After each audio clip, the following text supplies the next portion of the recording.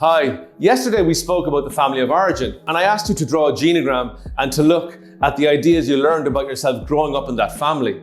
You were asked to list the top 5 beliefs you hold that you feel impact your happiness.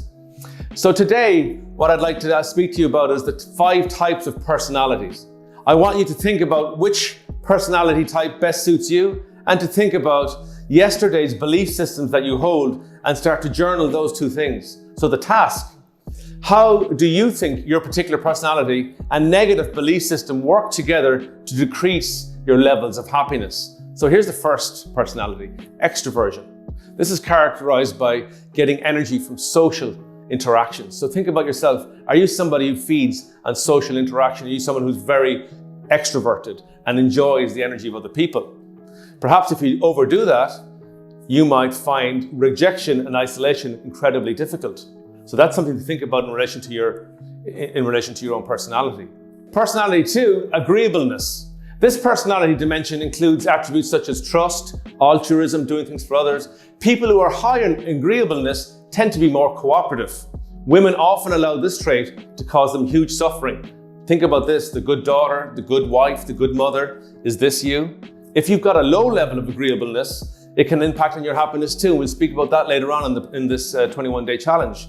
Openness. If you're very creative, open to new things, tackling new challenges, new concepts, happy to think about abstract ideas, that perhaps is your personality. If you have this in high levels, maybe you lack focus. Personality 4, conscientiousness. Good impulse control, spends time preparing, finishing important tasks, likes to get things right, enjoys having a set schedule. If you have a high level of conscientiousness, perhaps you like things ordered in a way that when they're not ordered, it causes you a lot of pain.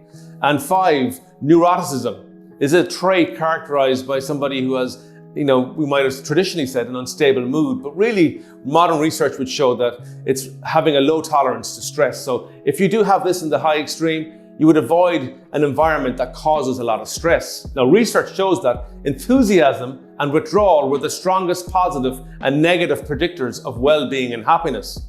So what all this means is how you can leverage your particular personality trait to attain better levels of happiness. For some of us, that will mean leveraging the personality traits you already have. Think about the one that best suited you there.